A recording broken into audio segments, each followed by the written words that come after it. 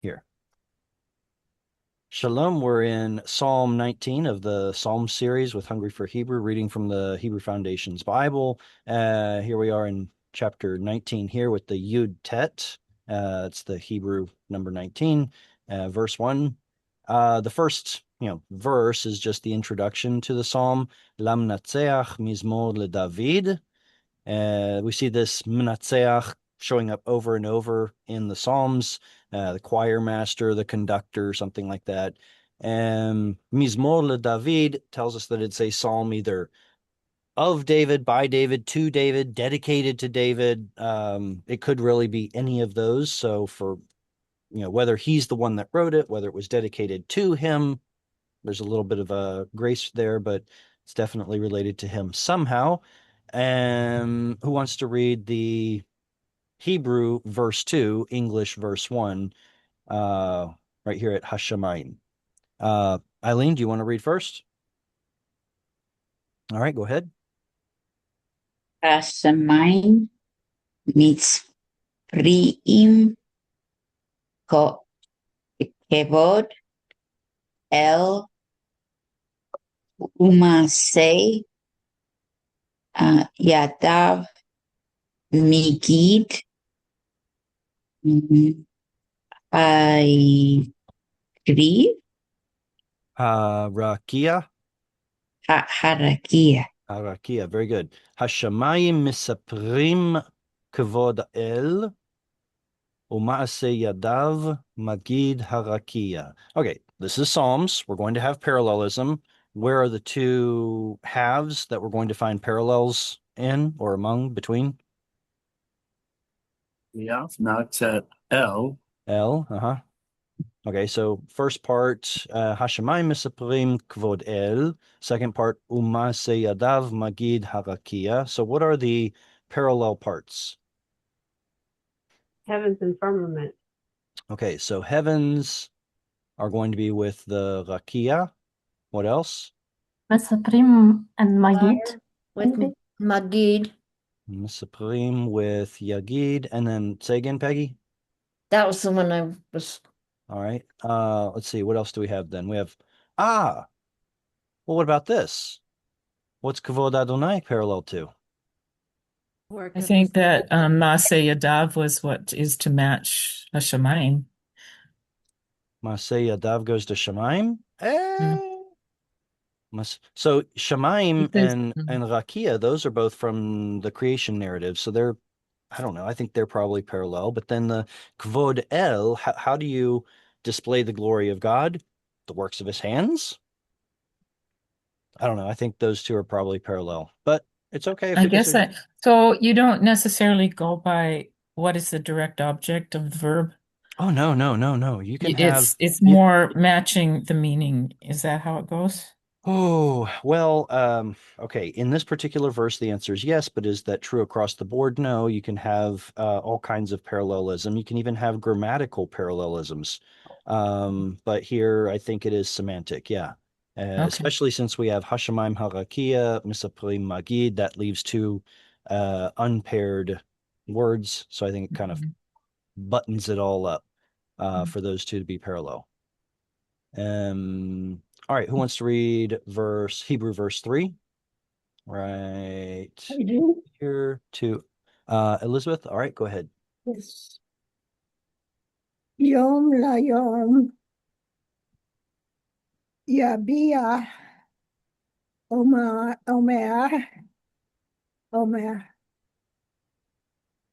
Valayla Lalayla Yehayvu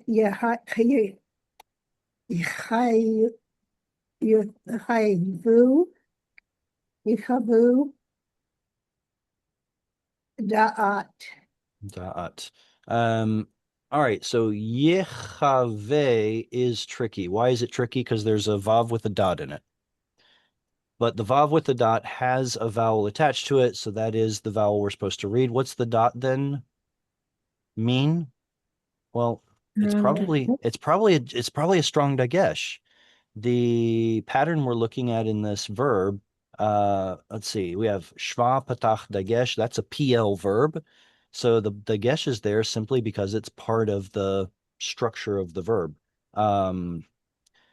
I find it fascinating. I find this word particularly fascinating. We'll get to it as we come back around. But where's the halfway point of this verse? Omar. Amar. Probably Omar. it's Omer. Now this is not Omer with an ayin, which is something that has to do with sheafs of barley. This is Omer with an aleph, which is a saying. It's let's see. Do we know any other words that have this oe pattern? Tons. Is that participle? No. The reason it's Oh. not a No. participle is because the vowel underneath the mem being a segol means that we have a segolet here. It's a noun. So Omer, Kodesh, think of the words that have an oe sound, they're all nouns. So what is an Omer? Well, we know it's a noun, and we know the root has to do with talking, so it's speech or sayings. And all right, so that's the halfway point of the verse. Where then are the parallels, the word pairs? Yom leyom versus Lila Lalila. I think so, yeah. So yom leyom and Velila Lelila. All right, next one. Next pair. Yavia and Yechave. Okay, good. Yechave is with Yabia. Is that a strong dagesh in the bet? Yes. Because of the preceding vowel, we know it's a strong dagesh. So what can we deduce or infer from the strong dagesh? Maybe a root letter's missing. Noon. Yeah, so always suspect noon first, and that's exactly what it is. Nava is to pour out. Okay, so Yabia goes with Yechave. And then, of course, what the two that are left over, Omer goes with Da'at. Okay, so Omer is a saying, Da'at is knowledge. That's easy enough. Yom Yom, Lila, that's easy enough. Yabia and Yechave. This is the part that I really like. Yabia literally means to make something flow out, to pour forth. And what is Yechave? No. Say again. Okay, Yechave. What's the root? It's just Is it Het Yod? Hava. Yod? Okay, Het. it could be semantics here, but I see a vav, so I'm going to write vav, and then the hey at the end tells us that we have a missing yod. Okay, so chava, if we wanted to look it up in a dictionary, we would either have to look under het vav hey, or maybe het yod hey. I don't know. The point is het vav yod is the original root. Does anybody know a person in the Bible named after this root? Chava. Eve. Chava. So what is the meaning of chava or this Living. root? Life. It's life. Life. Okay, so now let's take that a step further. What we're looking at in this verbal form is a PL. If chava means live, he lives, he is living, she lives, whatever, what would it be in the PL? Like a intensive living? What? Now, PL usually has two jobs, two primary jobs. One of them is to intensify an action, but the other one is what's called the factative. It makes a state of being verb true. So if chava is a state of being, being alive, then what would the PL mean? Would it be like bringing life? Revive. Yes. Bring to life. So we actually get to see this verb in the PL in well, it's in the liturgy, and I'm trying to remember if it's Michaye. It shows up in the Shmoneh Esrei, the Amidah, the standing prayer. Michaye, it shows up with a yod. But anyway, so oops, yep, can't fit it down there, not enough room. The participle Michaye is describing God, the one who restores life, brings people back to life, raises the dead to life. And so I find it fascinating that these two are connected, are in parallel, because it teaches us how the psalm writer was thinking. Pouring forth like water and moving water more particularly is parallel to reviving or making alive or something like that. So what is it that's being made alive? Dot. Okay, so very well, I'll say figurative, symbolic language, maybe. I don't know. Can you take a bucket of knowledge and pour it out? No, it's got to be figurative to some sense, in some sense. But I find it fascinating that those two are parallel to one another, so that flowing water and giving life are pretty much parallel in the Hebrew mind. Well, Hmm. where's the water? That it's okay. So the root yabia is where I'm getting the idea of, well, it could be anything. It doesn't necessarily have to be water, but pouring something forth, pouring Oh. something out, some kind of a liquid. Well, the most common liquid to pour out would be water, and also we have plenty of context about moving water, living water. So I don't know. I guess I'm tying the water in there because of that one verb, Mhm. which fascinates me that the verb chava, I don't necessarily tie that directly to like moving water, living water, anything like that. But the fact that the psalm does just, I don't know, gives me something to chew on. Why is there a Dagesh in Lilila? Oh, well, that's easy. I mean, no, it isn't. I shouldn't say it that way. Let me open it up to the floor first. Why would there be an initial dagesh in the lamed of Lilaila? Why is there ever an initial dagesh? It Besides, opens the word. It opens the Sure. word. The sorry, Begad Kafat? yeah, I knew that was coming. Okay, so besides Begad Kifat, which is very ordinary, why would we get a strong dagesh in the first letter of a word that's not Strong. Begad Kifat, but Begad Kifat? Well, it necessarily has to be strong. The question is, why is there reduplication at the beginning of the word? Well, it must relate to something that happened earlier. So there must have, so what we're looking at in Valaila, that directional hey, that ultimately becomes part of the word layil. Maybe I'm taking this too fast. Okay, so we think of the word as of Lila being the word for nighttime, when in fact the original word was layil. It's a seglet, a flavored seglet with a yod in there that messes up but we know tons of words like this. We know ba, yit. Think of some others. Ya, yin, zayit. What is a zayit? Olive? Olive, good. And So, olive. uh-huh. And behind, oh, chayil, strength or power. Yeah, eshet, chayil. So all of these words have something in common. Oh, in fact, not to bring up a super irregular word, but mayim was probably also originally a seglet. All of these were seglets with a yod in there that turns it into an I sound, which means they're all nouns. They're all masculine. And then turning this into a form that has a directional hey at the end, Lila, like towards night, as night approaches, something like that. That's where Layil turns into Lila. Okay, so all that to say is there's some sort of a suffix tacked on to the word Lila that was probably originally a particle that had some extra letter. What was that letter? I'm sorry, it's not there anymore.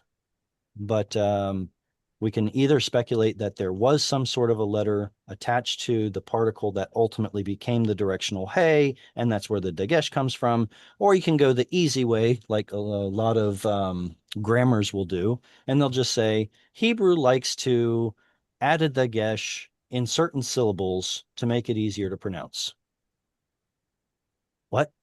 That doesn't seem like very explanatory to me. But anyway, so those are your two answers. You'll have to be happy with one or the other. Either there was some other letter in the directional hey particle that is causing a dagesh in the lamed of the following word, or somebody thought it sounds nice just to put a dagesh there.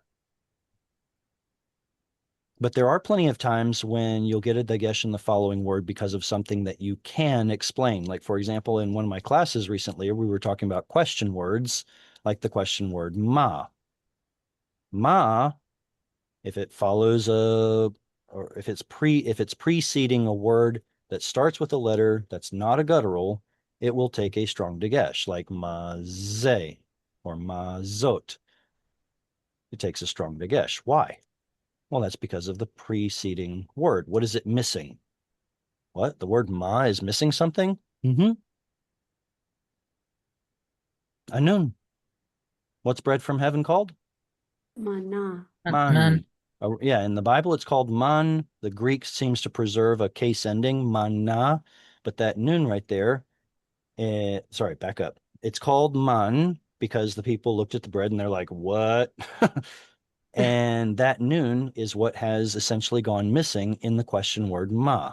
And so instead of manze, it becomes maze with a strong dagesh, missing nun. You can also find, like, for example, look here. This is a Begad Kifat letter, so you may not, it's not 100% guaranteed, but the end of this word, Yehave, originally had a yod.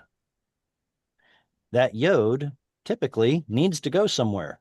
Is this a weak or strong dagesh? Arguably, it could be a strong dagesh. There are plenty of other places in the Bible where a lamed yod verb whose yod has gone missing shows up as a dagesh in the next letter.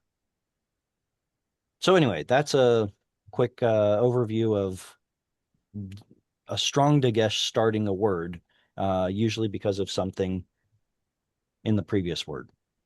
Did that answer your question sufficiently, Tuesday? More so. Okay, Thank fantastic. All right, anything else on Hebrew verse 3 before we move on to 4? All right, this is where I started getting a little bit of, no, verse 5, I think, is where I started getting a little bit of trouble. All right, who wants to read verse 4? I'll try it. All right, go ahead, Linda. I'm a baby reader, so. Yay, welcome. We love babies. En Omer ve'en Devarim ve'li nishmat kolam. Man, that baby can talk well. Okay. Wow. And No kidding. that was excellent reading. All right. En Omer ve'en Dvarim bli nishma kolam. All right. So this one doesn't, does this have parallelism in it? No, I don't think so. It's not, if it does, it's not terribly exciting. So we do get the repeated Ein Omer ve'ein Dvarim. Those are parallel. You know, Ein, Omer Dvarim, they match. And then sort of an explanation onto that mini parallel pair. Bli Nishma Kolam, I don't know. It's B rated work. I mean, it's okay. Bli nishma. What kind of a word is nishma? Nifa. So it's passive. It is heard. Okay. What is the subject of nishma? What is heard? I think it's the Omer, Lila, and all the Voice. previous things that were said. Is it God's voice? Kolam, Their voice. their Yeah. voice. Their voice is what's being heard. Yeah. So what I'm doing right now is I'm trying to get you guys into, I guess I'm trying to warm you guys up to the problems that I was having as I was reading through this and keeping tabs on what words are referring back to what. And I'm not sure that the English does a fantastic job. The English translation does a fantastic, I don't think it does a fantastic job of relaying exactly what the Hebrew is trying to say. Like, for example, in the previous verse, I didn't actually mention it, but I'll do it now. If we have Yom leyom Yabia Omer, Is the Omer the subject of Yabia?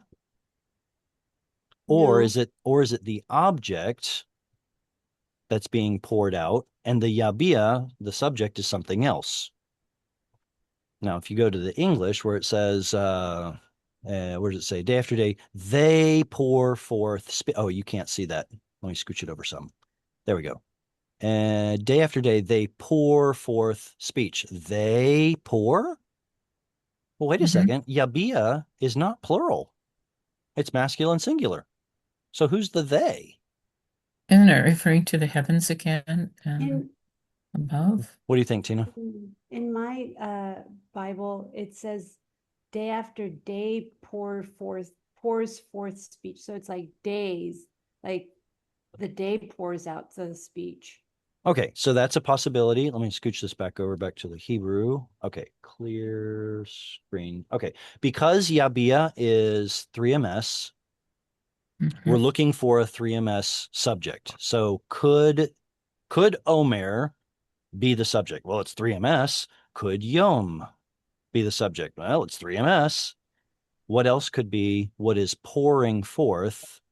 See, the Yom Liyom, is that just giving us a timestamp? Like this is when it happens, day by day by day by day?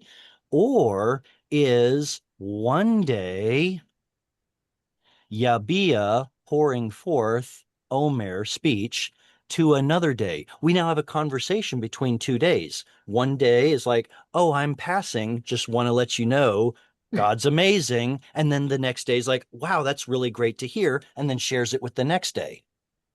Isn't I that like that. isn't that really fascinating? And then the same thing would happen here with the Lila, which is also masculine singular, and the verb, whatever that, giving life, making life, parallel to pouring out, whatever that verb is doing to the next Lila, the object of which would be da'at, sharing the da'at. So one day is sharing an Omer with the next, one night is sharing da'at with the next. I thought that was really freaking cool. That was really cute. But could it be anything else? Well, we could always go back to the first or second Hebrew verse. The heavens declare the Glory. glory of God, Umaaseh Yadav. Both of these are 3ms. Mhm. So can we say that from day to day, the glory and the deeds of God, which are both 3ms, so they could be seen as a hendiadys, like a pair, that the two of them as a single collective, are what are pouring forth speech and whatever that word is, show forth knowledge? Yeah, maybe. I personally thought it was really cute to see one day talking to the next, but I mean, we're not limited here. And so we have lots of options for a 3ms subject. The And heavens also, that's plural. The heavens are showing, they're declaring, when you have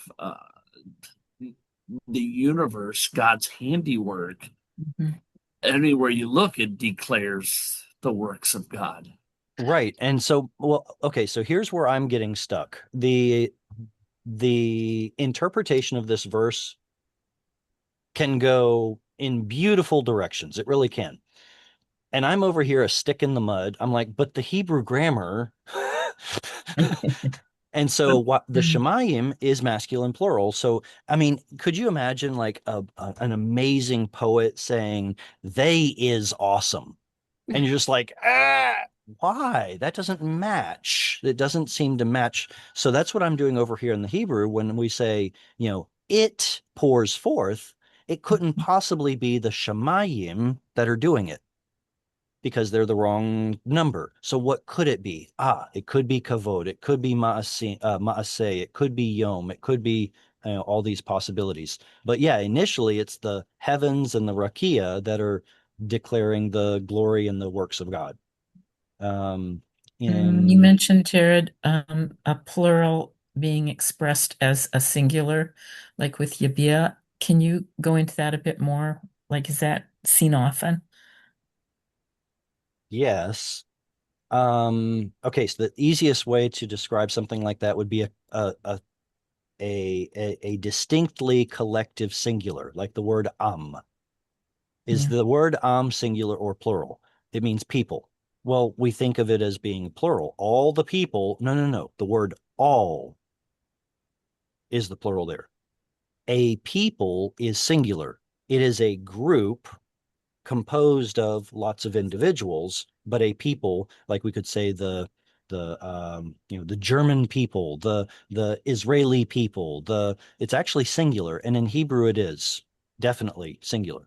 Is singular. So that's one example of a collective singular, but also what I mentioned earlier was a hendiadys, which is describing one thing using two different words. Is it possible for both kavod and maaseh to be describing a single amazing aspect of God? Yes. So if those two are essentially seen as equal rather than two separate distinct things, then they as a pair, as a hendiadys, could be seen as a 3ms.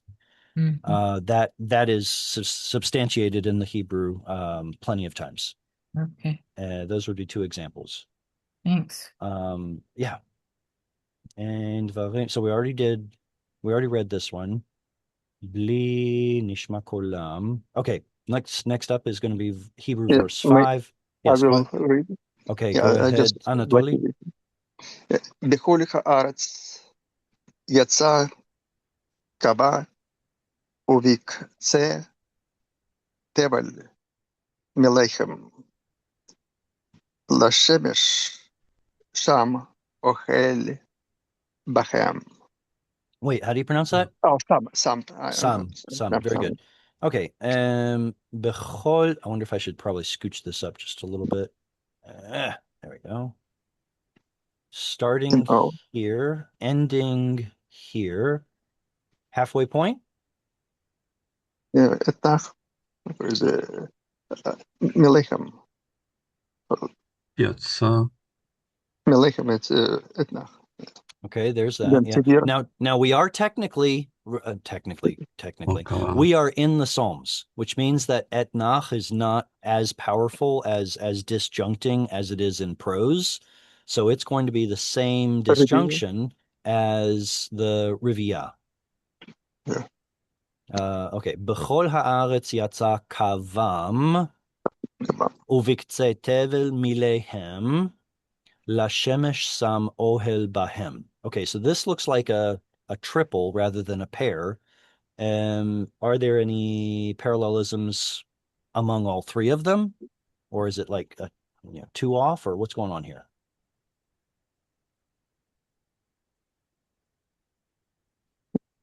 We've got Bechol Haaretz goes with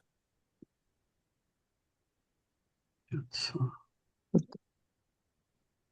There are roads. Bikce Tevel. Okay, so Tevel is the word for the inhabited world, referring more to the people that inhabit the world than necessarily the geography itself. So it's in parallel with Bechol Haaretz. Then what would be parallel to Milehem?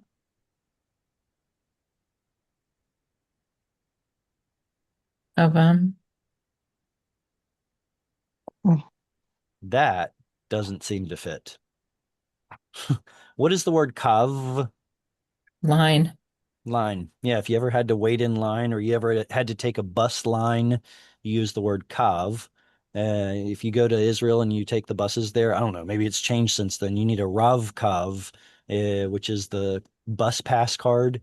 Rav meaning many, Kav meaning line. So it's like many lines, the bus card. Anyway, so Kav is a line and Kavam belonging to them. Milehem also belongs to them, but why are those two parallel? What does a line have to do with a word? There's a scripture, I don't know if they use the word kav in it though, where your lines have fallen to me in pleasant places, like it's an inheritance or what's been given by God. Is it? Wow. That reminds me of something. I'll keep it to myself. The verb here. What's that? The boundary lines have fallen in pleasant places like that. kind of line. Do you know where it is in scripture perchance? Otherwise, Psalm 16. Psalm 16. Well, let's look for it. Do I Even with the have? Bible. There we go. Psalm 16. This is, here it goes. Where are you? There we go. Verse 6. Verse 6. Yeah, should have done that earlier. Okay, sorry. So Psalm 16. See if the 6. English is just borrowing that cup or not. All right, let me clear this a little bit. Move that over. Sorry. Trying to make it fit inside the boxes here. Okay. Chavalim. All right. Are we? Oh, Not chavalim. cup. It's not cup. So this is the word for rope. Well, I learned from a rigging guy that rope and line mean two different things. Anybody know anybody in the Navy know the difference between a rope and a line? Apparently I needed schooling on it. A rope is made of multiple twistings, whereas a line is a single. So a braided rope as opposed to a single line. Anyway, when it's talking about lines here, it's probably talking about like rope type lines because of the word or the root chaval. Boundary lines. Yeah.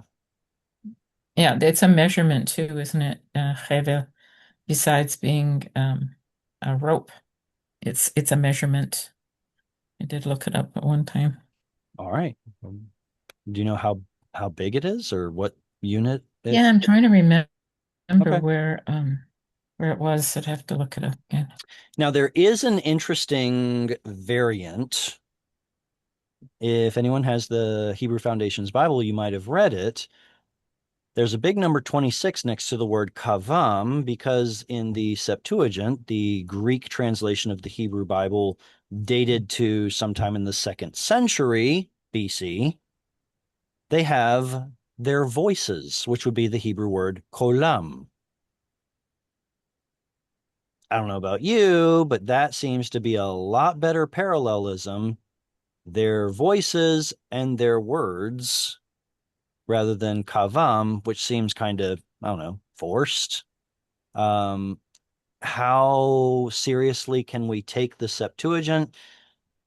Can we trust it all the time? No, we can't. Sometimes the Septuagint makes obvious mistakes, but sometimes the Septuagint preserves a reading that was actually lost in the Hebrew Bible. So basically, on the testimony of 2 or 3 witnesses, a matter is established. So if we have Masoretic saying one thing and Septuagint saying something else, we need to scurry and find another voice and see if there's some way to resolve this. Otherwise, we just have to be like, well, maybe it's this, maybe it's that. I certainly think that kolam makes a much better parallelism than kavam. So is it possible that maybe a lamed turned into a vav or got lost? And yeah, stuff like that happens in copying scripture, so it's possible.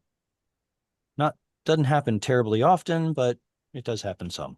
And all right, so back to here all the way to there, dividing it at the Rivia and Milehem. There we go. All right, so Bechol Haaretz, that would be A, and Biktsei Tevel, that's A. Kolam or Kavam would be B. Milehem, B. Both of these also have the pronominal suffix there, whatever it is. So that helps cement the parallelism. So what is Yatzah parallel with?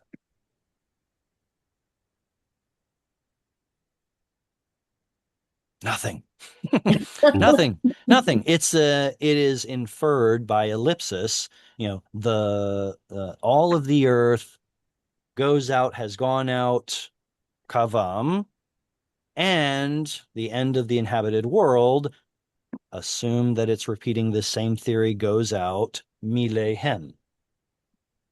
So when you have a verb that's literally given once but implied more than once, it's called ellipsis.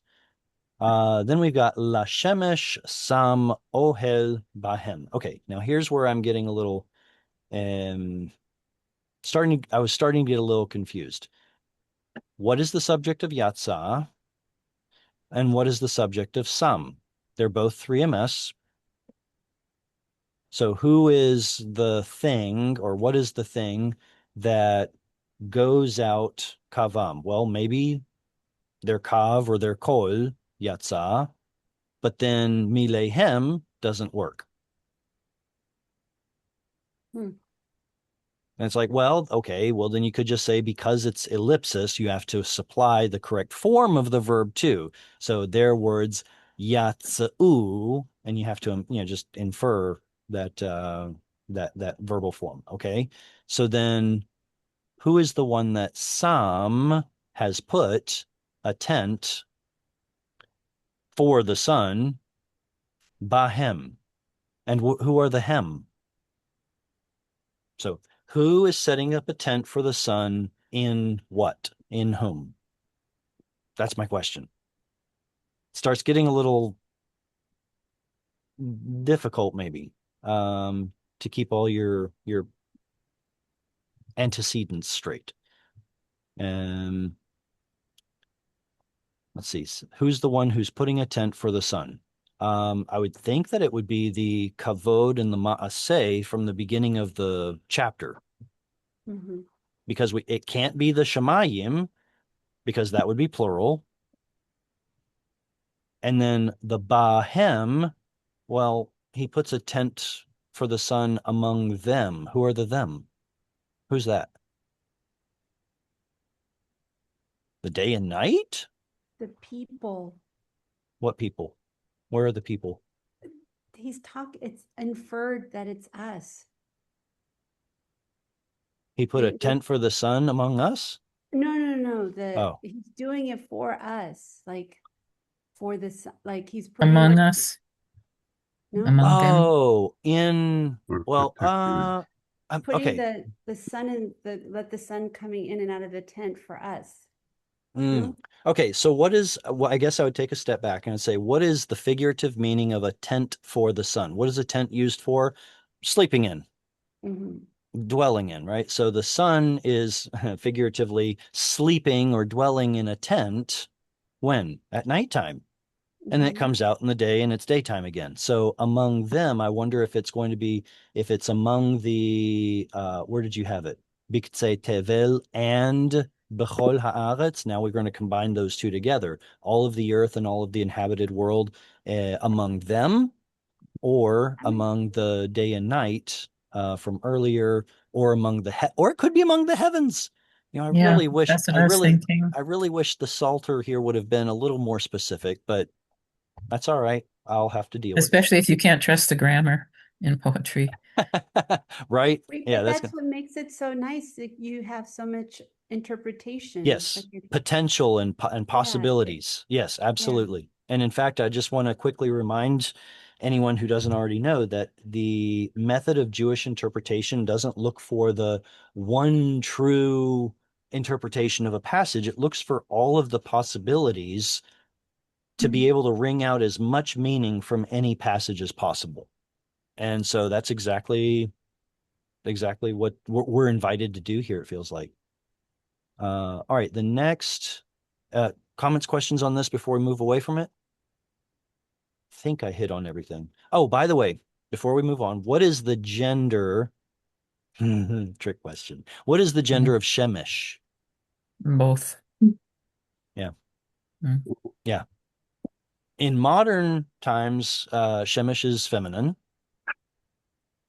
It's one of those irregular feminine nouns, but in the Bible, sometimes it's one, sometimes it's the other. So there's that. All right. Clear that. There we go. Who wants to read verse 6, Hebrew verse 6? Can I read? Gavriel, go ahead. והוא כחתן יוצא מחופתו, יסיס כגיבור לגוץ אורח. Orach. Okay.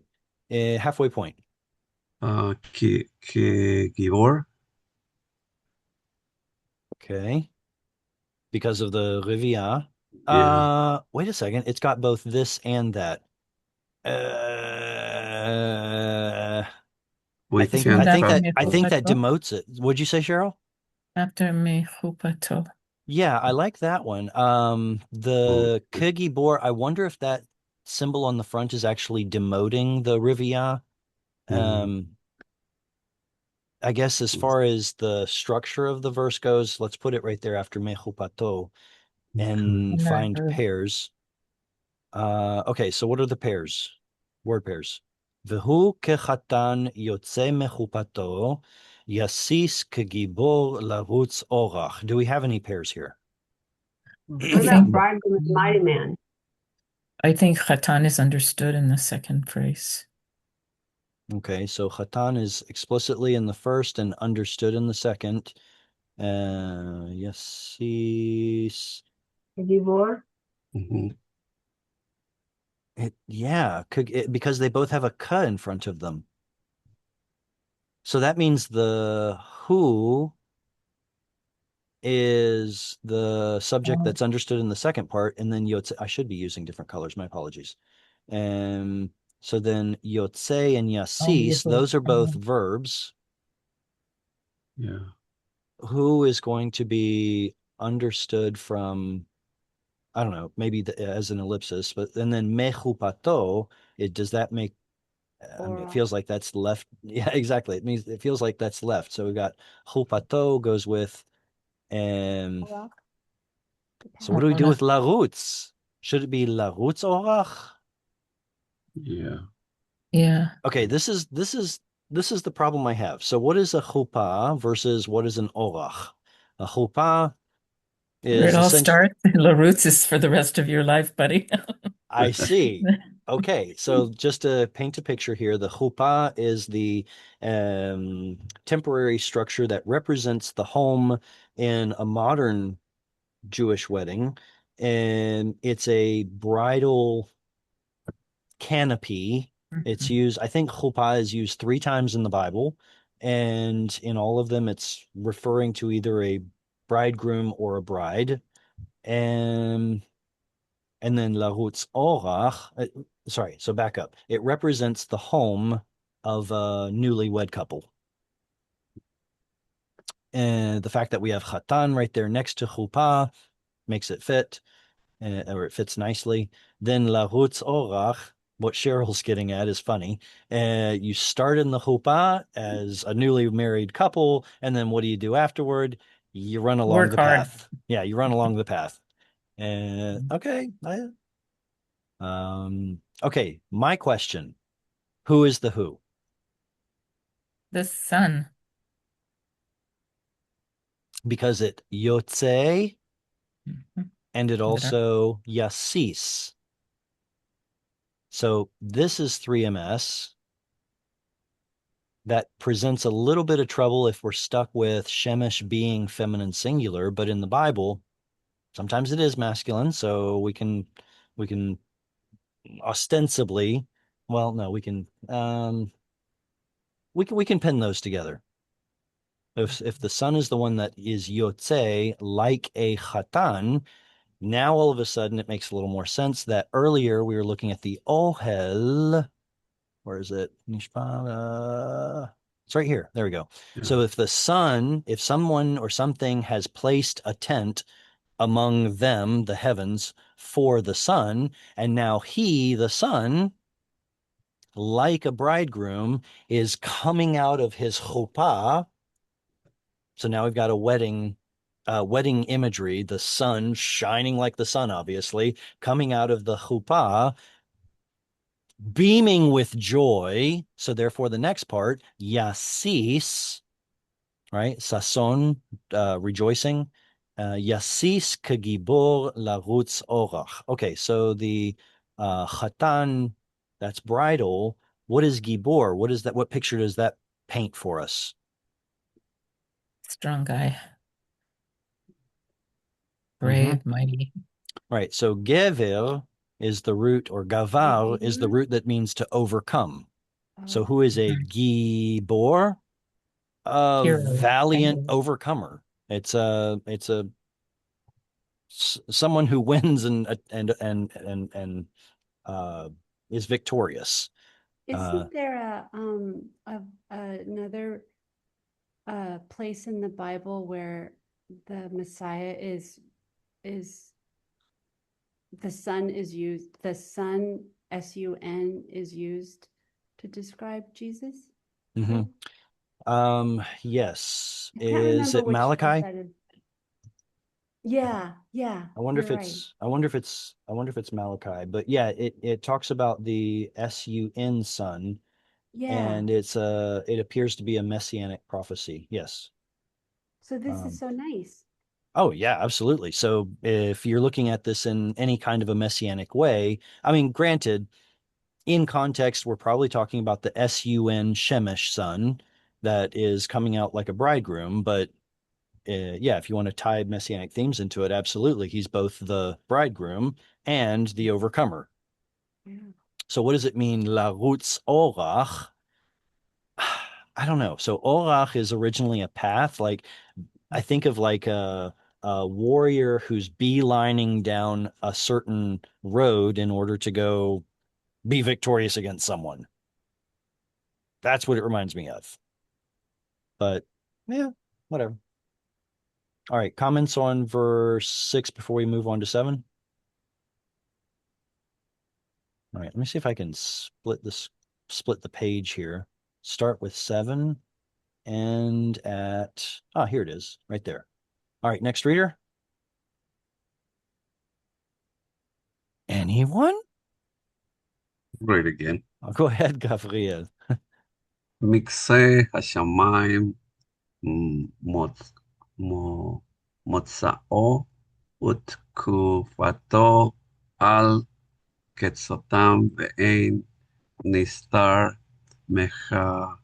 מחמתו. Okay, so this this confirms that we're talking about the S-U-N sun. Mhm. Who or what has Hama? Well, Ham, heat. In fact, the original name of the sun was the Hama. And then Shemesh comes later on. And in fact, I guess I'll go ahead and say it. Shemesh appears to be theophoric. No, what do you call that? It's the name of a false god. And kind of like in Egyptian, you have the sun god Ra, right? And well, Shemesh was a sun god among the Canaanites. And then you get someone coming along later on naming their son Shimshon.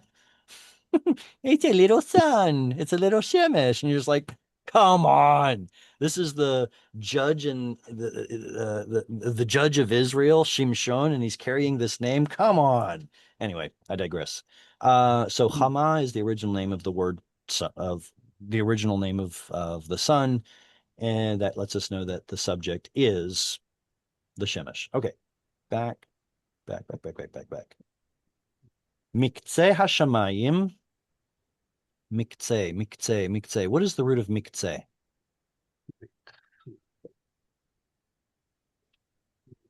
Mm. Good question. There's a kuf. Who's Sadi that could say? There's a kuf and a tzadi there. קצה. or Cope Sadi. Sadi?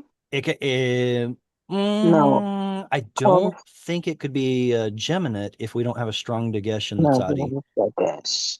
So because of that, I wonder if it's actually got a missing yod on the end. Kind of like machane kind of has the same pattern. Mhm. A little bit different because of the chet, but machane comes from the root chet nun yod. So miktzeh probably comes from kuf tzadi yod. How about Kate's, like Kuf Yod Tzadi? Okay, so kates comes from kayitz, which has to do with either has to do with summer or summer fruit. Okay. So it's So that probably the not end kites. the end of season fruit though. Exactly. Maybe that's And connected. so, you'd have to be deaf, dumb, and blind not to see the connection between kayitz kates with katseh. And in fact, there's probably maybe one form is a is definitely related to the other. Let's just put it that way. But what are the triliteral roots? Probably kuftsari missing yod, mikze, and you can certainly see the word end right there.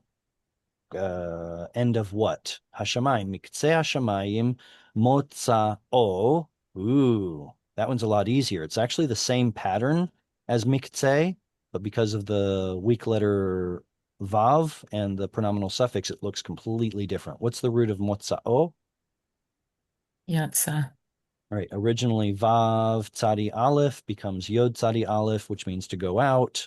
So the place of going out, his going forth, his emerging from the ends of the Shemayim. Well, that's where the sun comes from. Utkufato al ketzotam. Okay, so the ketzot right there kind of confirms Kuf Tzadi missing Yod because of the Vav right there. It actually tells me that it was probably originally Kuf Tzadi Vav. Whatever, back up. Ve'en nistar mechamato. There is no hiding thing from its heat. Well, during the daytime anyway, right? All right, what is the root of tekufato?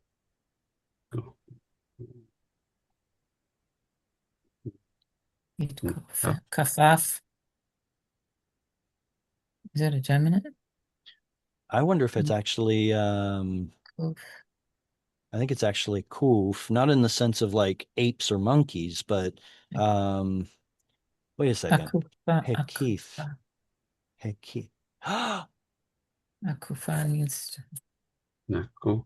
Hekif, doesn't that mean to encompass, to encircle or right. There's a fancy word that I'm trying to remember and I can't right now, and it's embarrassing. Comprehensive. The word comprehensive in Hebrew uses this root, I think. So anyway, tekufa would be the having to do something with encircling, encompassing something. So here it's referring to the circuits of the sun, the repetition, the cycle of the sun. Al ketzotam, at their ends. They're referring back to what? The cycles.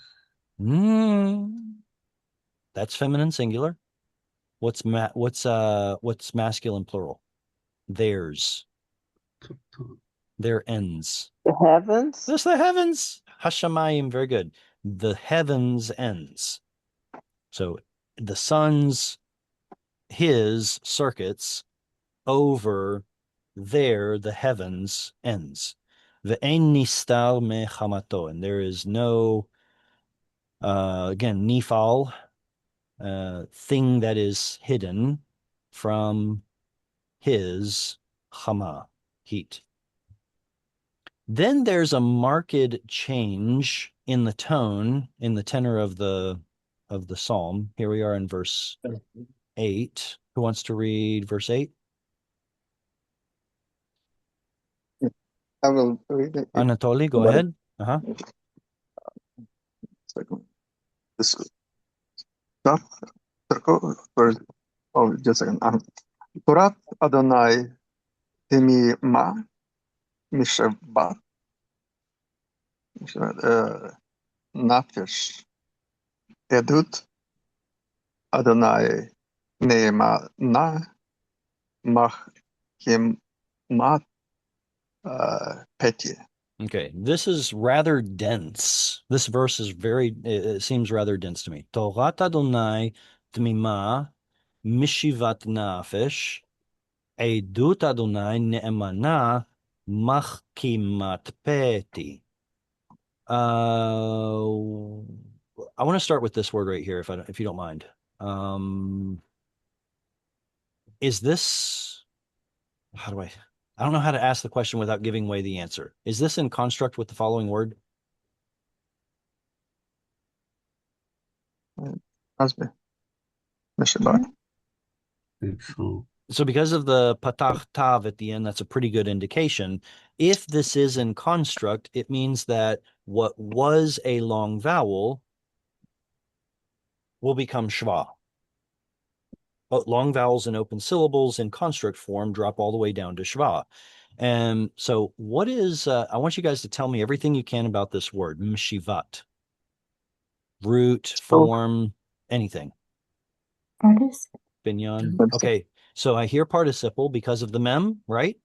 Shuv is the root. Okay, because there's a mem, let's say participle. Now, return, restoring. Shin, Vav. okay, so if you want to say that the root is shin vav bet, well then I would ask, where's the vav? Is it in the yod? So let me switch directions then. Why is there a chirik yod in this word, mishivat? Is it because it's hifil? Hifil, there's the ticket. Okay, that's what I was looking for. The binyan is hifil, but if it's hifil, then what vowel should we expect under that mem? We should expect a patach. But and you usually see that in a PL. Hifil. But it's hifil. Right. Okay. Patach under the yictol letter or the mem should be a patach. That doesn't work out so well for weak roots. So what should have been an original mash weave. That's what the form should have been. Mash weave with an original W vav right there. That's our problem. That's what collapsed down. That's what went missing. And as soon as we lose that weak letter, now all of a sudden it's no longer mash weave. We need a consonant there to start it. So the sheen becomes the beginning of the syllable, which means ma becomes its own syllable. Ma shiv.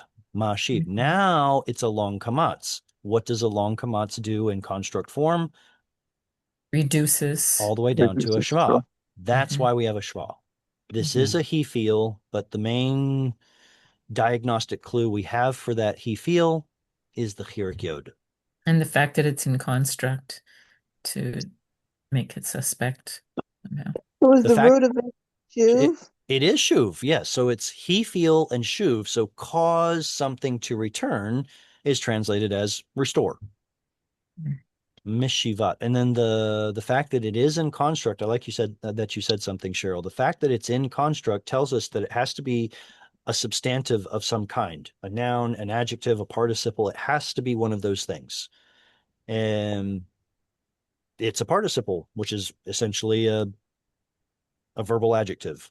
So the thing restoring nafish, the being, life, soul. Okay, so what is it that is restoring nafish? Torat Adonai.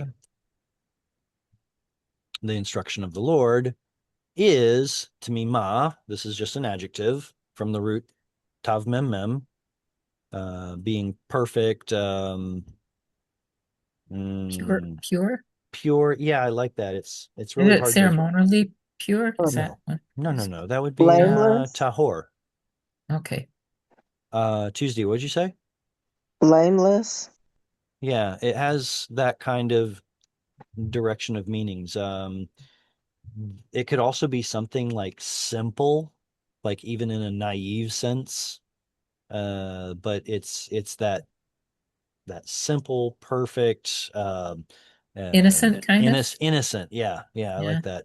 That's kind of what comes to mind with the word tamima. So Torat Adonai tamima, perfect is probably the best way to represent it in English. I wouldn't want to call it innocent or simple. But what is its job? Mishivat nafish. It restores life. Edut Adonai. Hey, that's parallel. So we can divide right here and make this parallel with that. So what would does tamima have a parallel?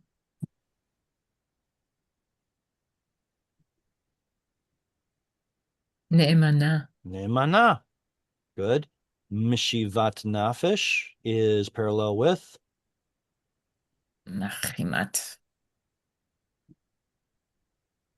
It's a hard one to say. Peti, Machkimat. Machkimat peti.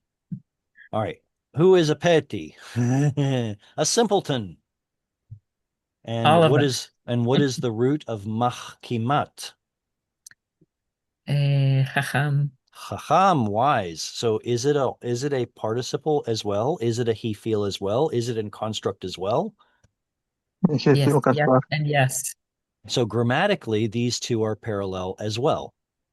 Not just parallel in the sense that they are syntactic, semantic opposites, restoring. No, they're not opposites. Sorry, I didn't mean it that way.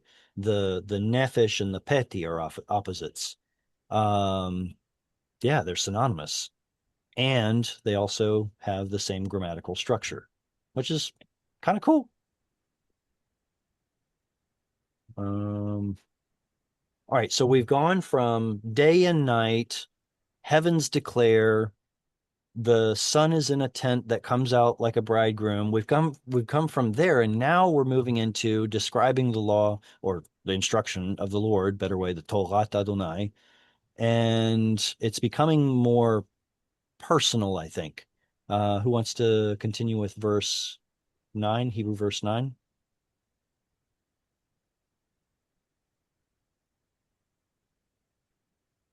We have 13 people in this class. Who wants to read? Okay, I'll go. All right, Cheryl's going to read.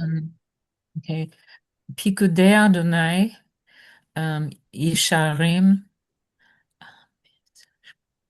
Mesamchei Lev, Mitzaveh Adonai, Bara Meirat Einaim. What's that? Mitzvat. Mitzvat Adonai. Good construct right there. Yeah. And where can we divide this verse into shorter parallel structures? Hey, Where? Lev. Lev. Okay, because of this right there, Lev. Anywhere else? Yeah, bara. Maybe bara. Okay, because of the see, it's got that demotion again. I don't know that that's going to be Kadmad, right? This.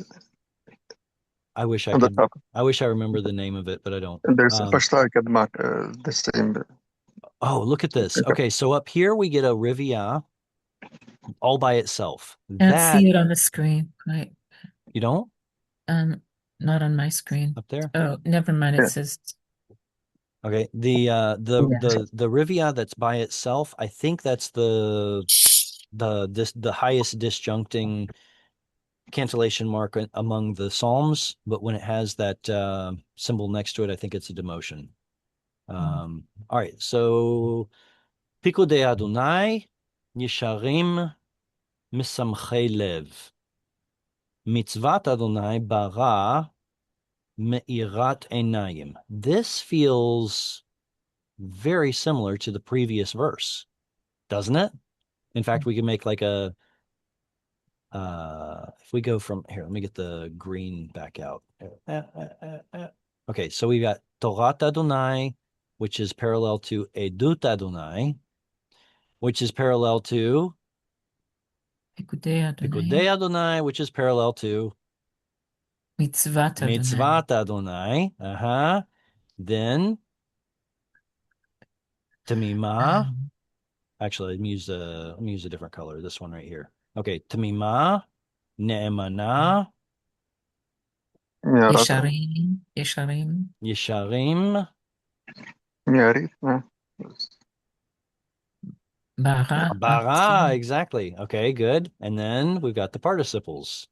And so Mishvat Nefesh, Machkimat Peti, Misamchei Lev, Me'irat Einayim. Isn't that cool? Beautiful. It's beautiful. It's amazing. I think it's amazing. But so this is a song. More. This is a song in English. It was a worship song from a long time ago. This whole passage here. Oh my gosh, I need to. Law of the Lord is perfect, converting the soul. Testimony.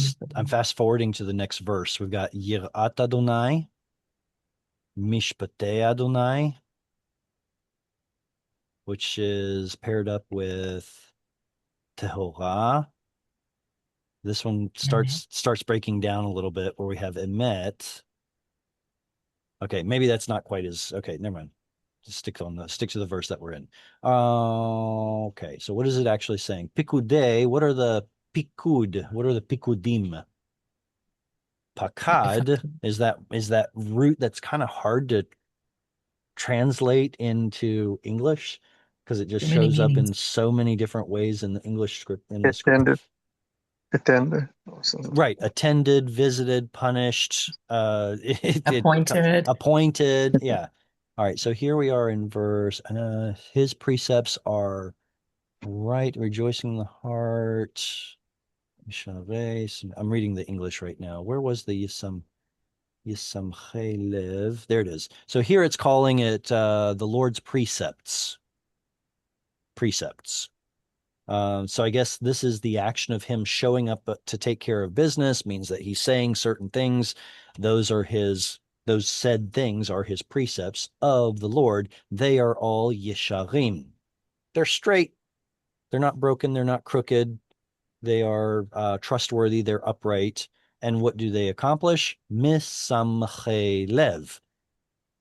When the Lord shows up, it's not like everyone's heart just sinks and like, oh gosh, he's here. We're in trouble. We're going to the principal's office. No, when he shows up, misamche lev, it's making the heart glad. Then the mitzvat Adonai, the commandment of the Lord, is bara, pure, unlike some leaders' commands. Me'irat einaim. Now this is kind of cool. What's the root of me'irat? Or. So this is going to be the same pattern that we saw earlier with shuv, meshivat, me'irat. But instead of causing returning, now we're causing light. So enlightening, me'irat einaim. What does it mean to enlighten the eyes? I'm adding light to the eyes. Give understanding. Being able to see is one of those figures of speech for someone who has understanding. And conversely, one who is blind is often seen in the Bible as one who lacks understanding, whether they are physically blind or actually figuratively or symbolically blind or willingly blind. And let's see, verse 10. Who wants to read verse 10? Can I go? Yeah, absolutely. Hannah. יראת אדוני תורה עומדת לעד משפטי אדוני אמת צדקו יחדיו. Excellent. Yirat Adonai looks like it's parallel to Mishpatei Adonai. Tehorah, again, describing some element of the Lord. So the fear of the Lord, Tehorah, is pure. Omedet la'ad. She is standing, enduring, la'ad, until is basically what the word means. Until it's forever. And the reason it's feminine singular is because yirat is feminine singular. Then the next part, mishpatei Adonai emet. Wait a second. I have a question. Mishpatei Adonai. What gender number is that? Masculine plural. Right. Because of the mishpatei, it's masculine plural. Emet. What gender and number is that?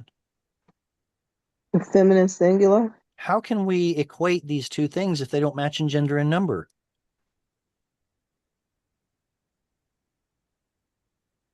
It's poems. It's a silly question. It's possible to equate two things that are not the same gender and number. The problem is when you describe something, it has to match in gender and number. Okay. So if my wife wanted to call me her love, right? I am masculine singular. But love is feminine singular. Can she call me a masculine singular by a feminine singular? Yeah, of course. Absolutely.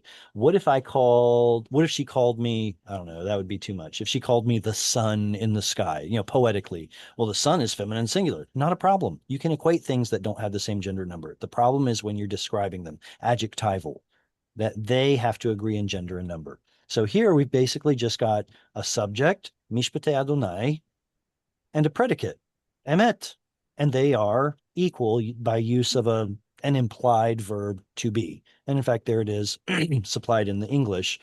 The judgments of the Lord are emet, truth. What do? Tzadku. What are they doing? Tzadku. Righteous. They're doing righteous. They're making righteous. They Righteousified. no, it's a kal binyan. Mm-hmm. And it's a state of being verb. They are righteous. Tzadku. So in English, we think of, somebody says something correct. We're like, yeah, you're right. In Hebrew, it's a verb. You are writing, like with an R. You are R-I-G-H-T. You are writing. That's how it's said in Hebrew. It's a verb. It's a state of being verb, but it is a verb. You are doing the action of being right. Yachdav. Ooh. Yachad. That's the root of the number echad, 1. What is the meaning of yachdav? How are we to understand this word? Is it what part of speech does it function as? Adverb. I think so. It might be an adverb telling us how something is done. It is done as one, together. Okay. Questions on comments or questions on 10 before we go to 11? All right. Well, I want to read one. Maybe I'll read one. There we go. All the way to here. Verse 11. Ha-nechemadim mi-zahav umipaz rav umetukim midvash venofet tzufim. All right, so here we get to see another example of parallelism. Where would we divide this into 2 parts?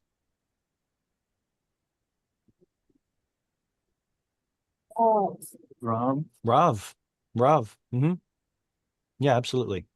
Hanechmadim mi zahav.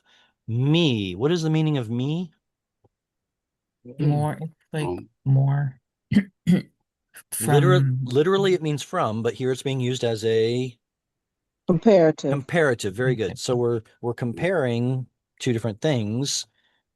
The things that we just talked about, the Yirat Adonai, Mishpatei Adonai, Torat Adonai, all of those, Nechmadim or Nechemadim, mi zahav. What is Hamad? Something you desire. Like the little baby with the chubby cheeks is Hamud, right? Nechmadim, they are desirable, sure, compared to that or more than zahav. Umipazrav. Here we get to see a word, synonyms anyway. Zahav and paz are synonyms. You guys remember any location names that have the word paz in it? Eliphaz. That's not a location. That's a guy's name. Chalamot Paz means golden dreams. Somebody says Lila Tov, and you say Chalamot Paz. There you go. Golden dreams. Yeah, dreams of gold. Absolutely. So Eliphaz, I think Paz is going to be it says here pure gold. And so maybe the Zahav is not purified gold or whatever, but Paz. So what is the meaning of the guy's name? Eliphaz. My God is golden. Pure gold. Pure gold. I wonder if he worshipped idols. Anyway, umetukim. So we've already seen that they are desirable more than gold and pure gold, much pure gold. And now they are umetukim, and they are sweet, midvash, compared to honey. Venofet. Okay, so here we get another double, just like we have zahav and paz. We get dvash and nofet. Now, nofet, I checked, only shows up 3 times in the Bible, but it's always referring to honey. And then tsufim, where does the honey come from? From the honeycombs. This doesn't show up, but maybe twice in the Bible. So these are very rare words. If you don't know their meaning, that's cool. Lots of people don't. But it compares the word of the Lord to things that are desirable, like gold and honey. Okay, who wants to read the next one? Verse 12. Eileen, go ahead. Gam hadecha nisra bahem b'shomram ekev rav. That's verse 12. Gam avdecha nizhar bahem b'shomram ekev rav. In the Hebrew Foundations Bible, I make the Kamatz Katan just a little bit taller than the Kamatz. I don't know if you can tell the difference between the two, but you can in the book. In the book, especially in the large print version. But it also puts an O right there in the transliteration, so you know that it's a Kamatz Katan. B'shomram ekev rav. All right, so now, who is Avdecha? Servant. Yes, sir. It's probably the one writing the psalm. That's one way that somebody refers to himself to a superior. He doesn't say I. He says your servant. And so Gam Avdecha, also your servant, David, writer, me, whoever it is, Nizhar, Zehirut. In modern Hebrew, Zehirut means be careful. It's a really long word. I wish it were shorter. By the time you get it out, they've already stepped on that thing they weren't supposed to, right? It's like Zehirut. I'm sorry. It was such a long word. Anyways, this has to do with being warned, a warning, Zehirut, take precaution. And it's in the Nifal, be warned, or he is warned or was warned. The fact that I've got a kamatz right there tells me what part of speech this probably is. Participle. Participle. So it's describing the avdecha as being warned bahem, in or by or through, by use of them. What's the them referring back to? The Pikudei. Yeah, all those things we saw earlier. Torat Adonai, Pikudei Adonai, Yirat Adonai, what are the testimonies? Did it have Edut? Adonai? No, anyway, all those things from before. Bishomram, in their act of guarding or keeping, Ekev Rav. Wait, what just happened there? What's my verb? Is this nominal? Yes, it is a nominal. It's a noun, no verb sentence. So we have to supply the verb. In their guarding, almost like from or against Ekev Rav. What is Ekev? It's kind of the opposite of Yashar. If Yashar is straight, Ekev is crooked. So what is Ekev Rav? Right? Crookedness. Now, of course, they put consequence here, and I get that. You think of like the crooked looking heel on someone's foot, the heel is called an ekev. But if something is happening on the heels of something else, we use like the conjunction because, or in consequence to something because it happened on the heels of. Okay, but this is a noun, ekev. Is this referring to a heel and figuratively a consequence, or is it referring to something that is intrinsically crooked that their guarding keeps us from? I don't know. We have options. So consequence is probably a good translation, but we do have options here. Why is there a kamatz katan in the word b'shomram? Close on unaccented syllable. It's closed, unaccented syllable. I should have been more explicit. That is correct. It's a closed, unaccented syllable, so we get a kamatz katan rather than kamatz. Pertaining to the form of the word, why does it have a kamatz katan? Infinitive construct with a That's right. suffix. That's right. So infinitive constructs in the Kal Binyan have an original form of ku tul. And this is coming from the grammar book that Cheryl recommended to me, the Kutz and Josenberger. What is it called? Learning Biblical Hebrew. Yeah. Yeah. It's a really great textbook because they go through and elucidate a lot of the original forms of words and how they ultimately come to look in Hebrew. Anyway, so kutul has an original short u under the first and second syllables. That's your original infinitive construct form. Now, in Hebrew, one or the other of these is going to reduce to shva in order to behave in accordance with the Rouse rule that Hebrew abides by.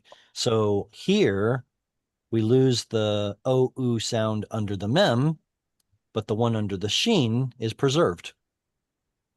But in the regular infinitive construct, shmor,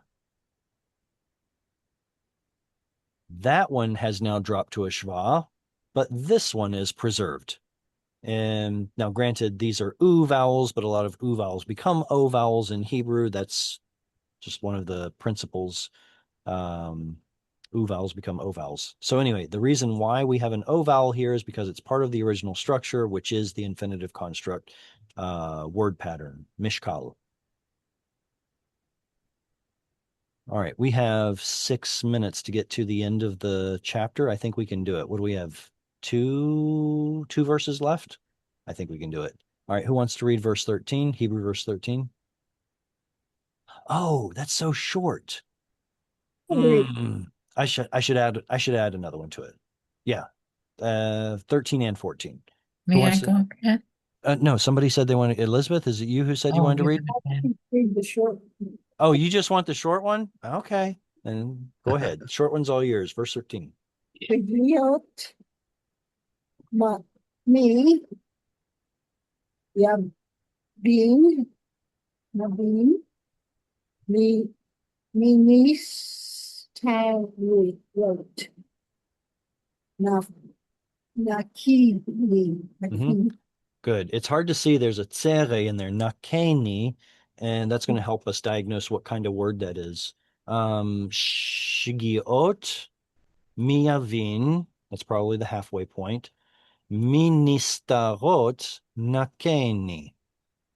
All right. Shigiot, shaga, make mistakes, errors.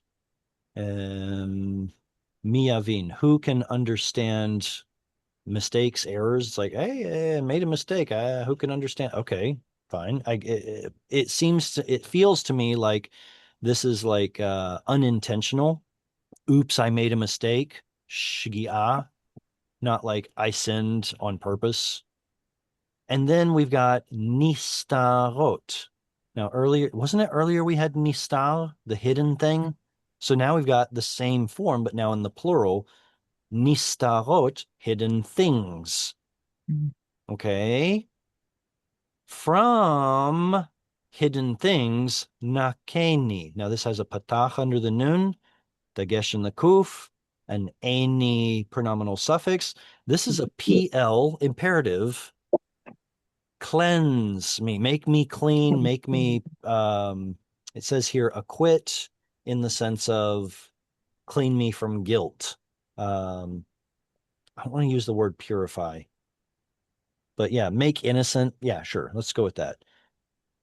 If that's the case, then nistarot must necessarily be referring to more than just hidden things, but rather hidden sins. So the idea here is clean me from those hidden things, i.e. sins. So you can see the translation supplies the word sins. And that is going to be parallel back to the shgiot, errors.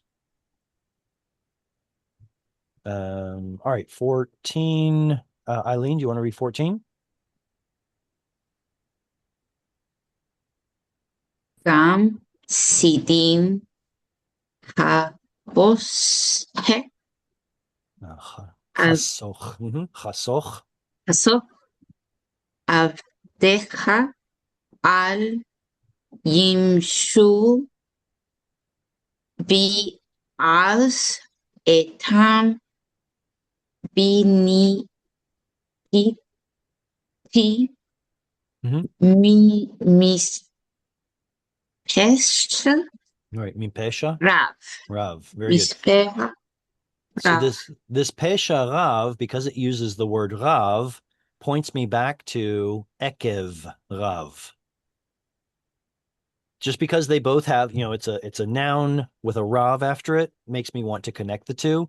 We know what pesha rav is, great transgression. So what is ekev rav? Again, that takes me back to kind of like great crooked thing rather than necessarily a great consequence. As I said, we have options.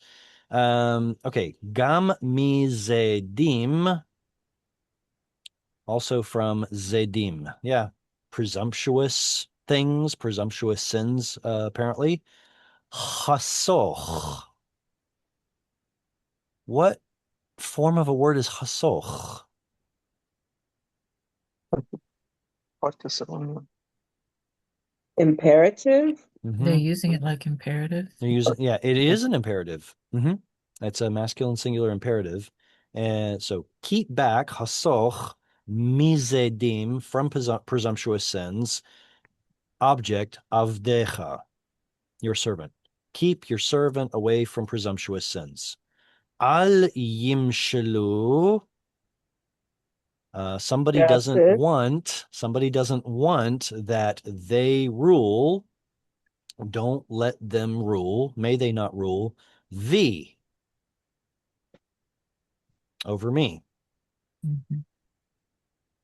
Az is kind of like and yeah, time and then afterwards something then etam. Now I'm not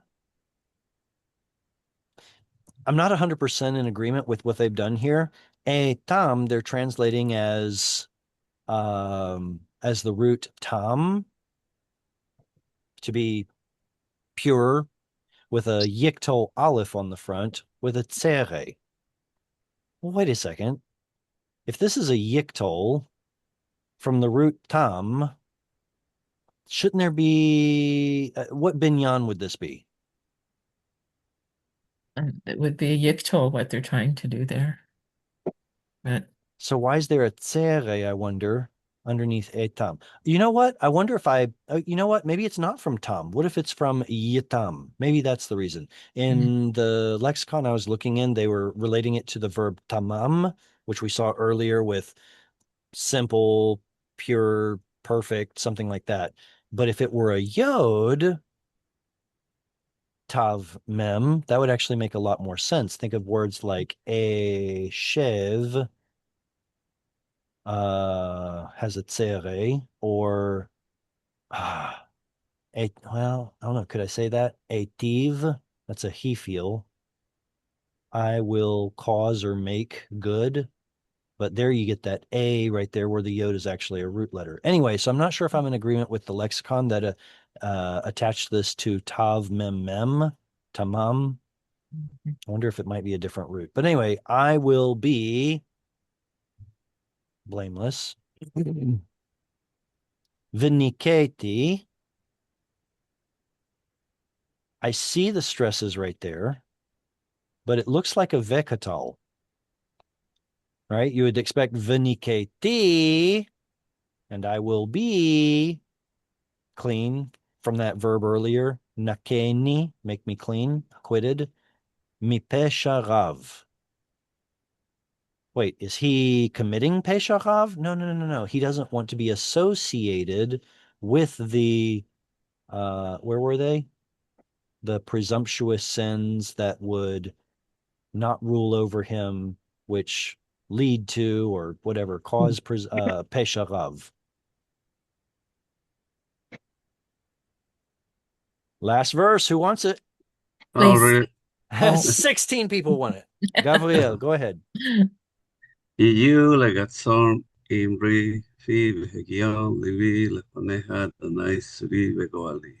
Very nice. Wow. יהיו לרצון אמרי פי והגיון ליבי לפניך אדוני צורי וגואלי. So it's a beautiful way to end the psalm.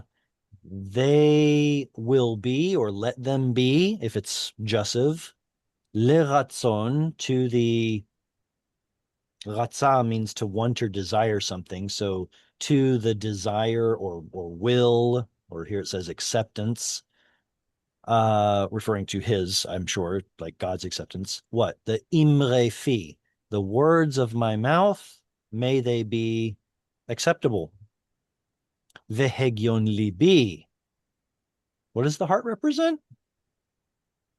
The mind. Love, emotions. No, it represents the mind because it's the place where hegyon, hege, meditation happens. So the hegyon, meditations of libi, my heart, my mind, lefanecha, before you, I want them also to be leratzon. So here it looks like the leratzon is the ellipsis particle.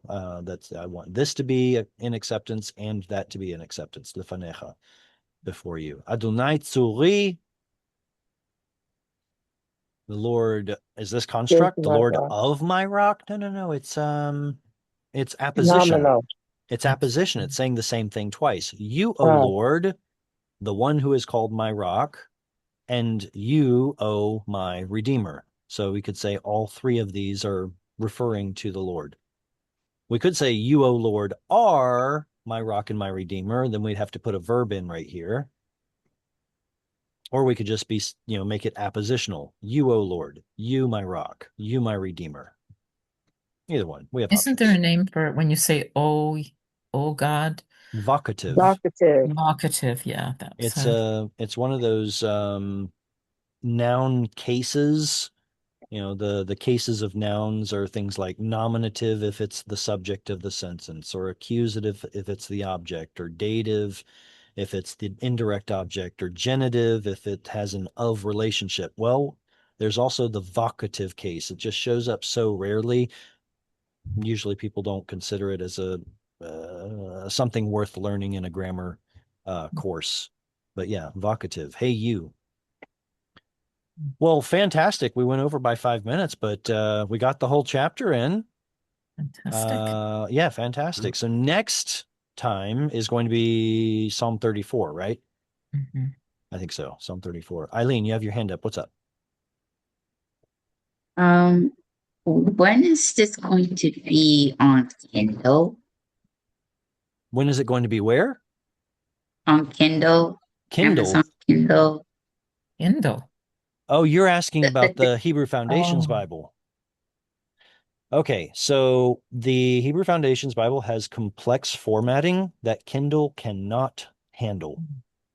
It will never be on Kindle unless Kindle drastically changes its ways. So the only thing that I can do is I could release the Hebrew Foundations as a PDF and sell the PDF as basically a protected PDF. I don't know.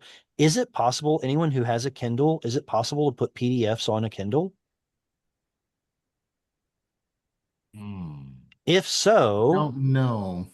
I would really love, if somebody has a Kindle and would be willing to try it, is there a way that I can send you a part of the Hebrew Foundations Bible in a PDF format and see whether or not it works on there? Maybe contact me in the group chat and we'll work it out. Because if that does work, yeah, absolutely. I'll I'll do it like yesterday.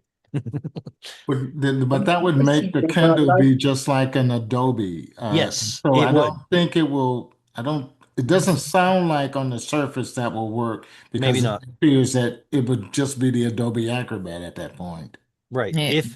I guess what I'm asking is, would it be possible to display the Hebrew Foundations Bible in any way, shape, or form on a Kindle? If so, what would that be? So far, I've come up with nothing. And because of the complex formatting of the PDF or of the document. So yeah, if I could figure out a way to make a digital format and release it, yeah, I'd love to do that. On a Kindle I'll have to- Fire, like a tablet. I So- think it would be more likely on a what tablet. I can do is probably, what I'll do is I'll share a little segment of the Hebrew Foundations Bible as a PDF. And if anybody can figure out a way to make it show up on a Kindle or a Kindle Fire or whatever, let me know, because that would be super, super helpful. Yeah. All right. So Psalm 34 next week. Look forward to it. Probably see some of you, my students, throughout the week. So see you then. Everyone else, see you next week. Lehitrot v'shalom. But thank you all. God bless, shalom. Shalom. Shalom. Bye.